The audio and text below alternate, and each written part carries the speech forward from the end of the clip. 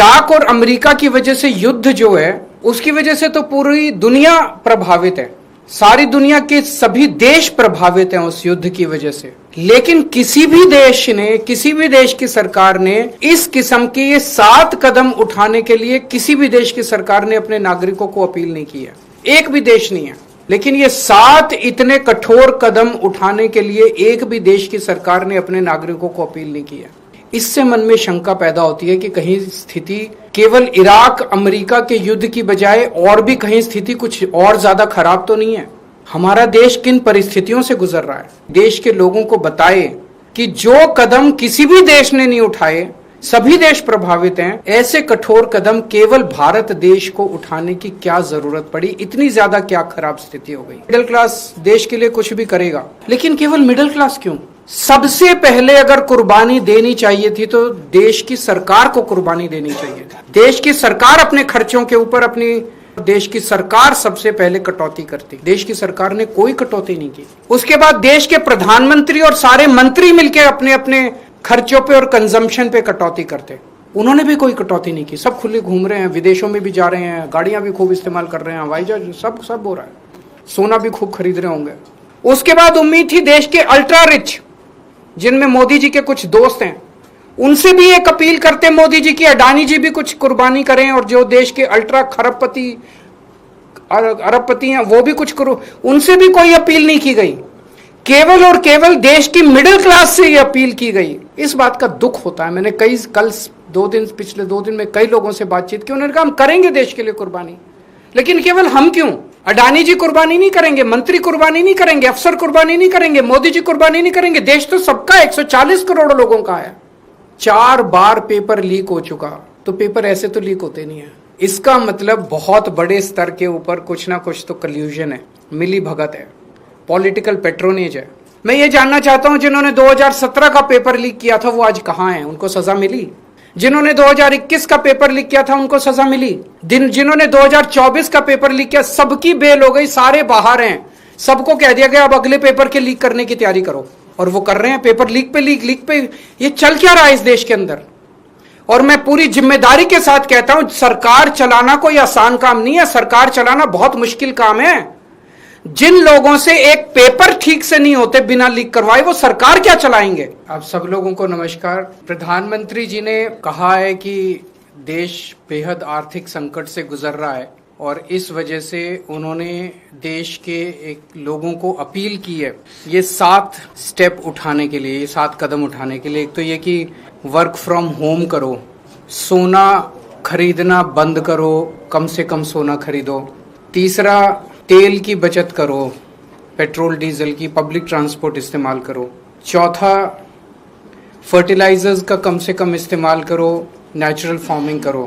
पांचवा, foreign products कम से कम इस्तेमाल करो और फॉरेन एक्सचेंज बचाओ। छठा, कुकिंग ऑयल कम से कम इस्तेमाल करो। और सातवां, फॉरेन ट्रैवल बंद करो, विदेशों में जाना बंद करो। हमारे देश 1950 के बाद से अभी तक ऐसे कई समय आए जब देश अलग अलग संकटों से गुजरा।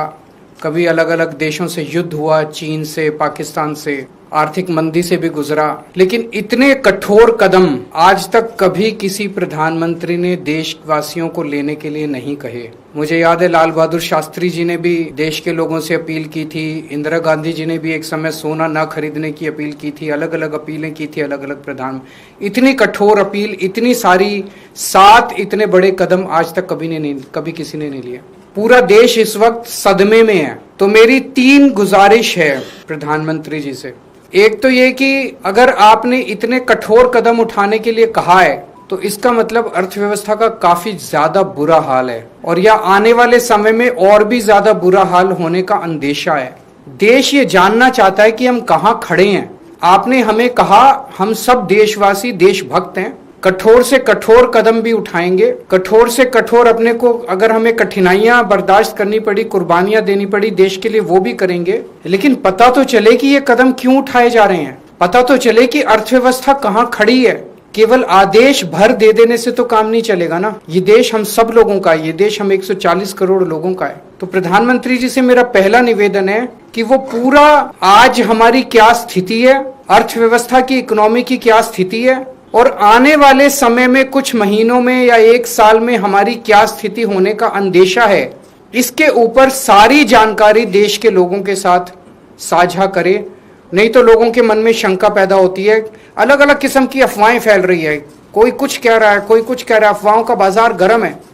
ये अर्थव्यवस्था के लिए अच्छा नहीं है, अर्थव्यवस्था के कॉन्फिडेंस के लिए अच्छा नहीं है। दूसरा, हम सब जानते हैं कि ये इराक और अमेरिका के बीच जो युद्ध है उसकी वजह से हो रहा है, लेकिन इराक और अमेरिका की वजह से युद्ध जो है उसकी वजह से तो पूरी दुनिया प्रभावित है, सारी दुनिया के सभी देश प्रभावित हैं उस युद्ध की वजह से। लेकिन किसी भी देश ने, किसी भी देश की सरकार ने इस किस्म के ये 7 कदम उठाने के लिए किसी भी देश की सरकार ने अपने नागरिकों को अपील नहीं की है। एक भी देश नहीं है, किसी ने कुछ एक स्टेप, किसी ने 2 स्टेप, किसी ने, लेकिन ये 7 इतने कठोर कदम उठाने के लिए एक भी देश की सरकार ने अपने नागरिकों को अपील नहीं की है। इससे मन में शंका पैदा होती है कि कहीं स्थिति केवल इराक अमेरिका के युद्ध की बजाय और भी कहीं स्थिति कुछ और ज्यादा खराब तो नहीं है। हमारा देश किन परिस्थितियों से गुजर रहा है। तो दूसरी मेरी मोदी जी से प्रार्थना है कि देश के लोगों को बताए कि जो कदम किसी भी देश ने नहीं उठाए, सभी देश प्रभावित हैं, ऐसे कठोर कदम केवल भारत देश को उठाने की क्या जरूरत पड़ी, इतनी ज्यादा क्या खराब स्थिति हो गई। तीसरी बात, इसका सारा बोझ मिडिल क्लास पे क्यों डाला जा रहा है। फॉरेन मत जाओ, फॉरेन प्रोडक्ट्स मत खरीदो, सोना मत खरीदो, पेट्रोल डीजल गाड़ी मत इस्तेमाल करो, वर्क फ्रॉम होम करो, पब्लिक ट्रांसपोर्ट केवल और केवल इन सारे कदमों से केवल मिडिल क्लास बहुत देशभक्त है। जरूरत पड़ेगी किसी भी हद तक मिडिल क्लास देश के लिए कुछ भी करेगा, लेकिन केवल मिडिल क्लास क्यों। सबसे पहले अगर कुर्बानी देनी चाहिए थी तो देश की सरकार को कुर्बानी देनी चाहिए थी। देश की सरकार अपने खर्चों के ऊपर, अपनी जो कंज्यूम करते हैं अपने खर्चों के ऊपर, देश की सरकार सबसे पहले कटौती करती। देश की सरकार ने कोई कटौती नहीं की। उसके बाद देश के प्रधानमंत्री और सारे मंत्री मिलकर अपने अपने खर्चों पे और कंजम्पशन पे कटौती करते। उन्होंने भी कोई कटौती नहीं की। सब खुले घूम रहे हैं, विदेशों में भी जा रहे हैं, गाड़ियां भी खूब इस्तेमाल कर रहे हैं, हवाई जहाज सब हो रहा है, सोना भी खूब खरीद रहे होंगे। उसके बाद अगर बनता था तो अफसरों के ऊपर, अफसरों से उम्मीद की जाती कि अफसरशाही जो है वो कुछ कुर्बानी करेगी। उसके बाद उम्मीद थी देश के अल्ट्रा रिच, जिनमें मोदी जी के कुछ दोस्त हैं, उनसे भी एक अपील करते मोदी जी की अडानी जी भी कुछ कुर्बानी करें, और जो देश के अल्ट्रा खरबपति अरबपति हैं वो भी कुछ करो। उनसे भी कोई अपील नहीं की गई, केवल और केवल देश की मिडिल क्लास से ये अपील की गई। इस बात का दुख होता है। मैंने पिछले 2 दिन में कई लोगों से बातचीत की, उन्होंने कहा हम करेंगे देश के लिए कुर्बानी, लेकिन केवल हम क्यों। अडानी जी कुर्बानी नहीं करेंगे, मंत्री कुर्बानी नहीं करेंगे, अफसर कुर्बानी नहीं करेंगे, मोदी जी कुर्बानी नहीं करेंगे, देश तो सबका 140 करोड़ लोगों का है, चुन के केवल मिडिल क्लास क्यों।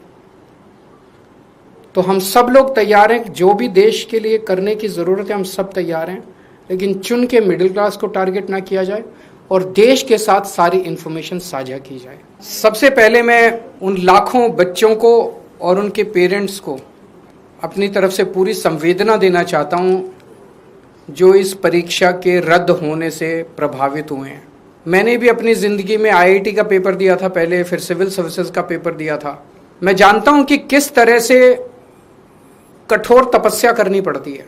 हमारा एक छोटा सा घर होता था वहाँ पे हिसार में, ऊपर एक छोटा सा कमरा बनवा लिया था। 24 घंटे उस कमरे में बैठा मैं तैयारी करता रहता था। फॉर्चुनेटली उन दिनों में पेपर लीक नहीं हुआ करते थे।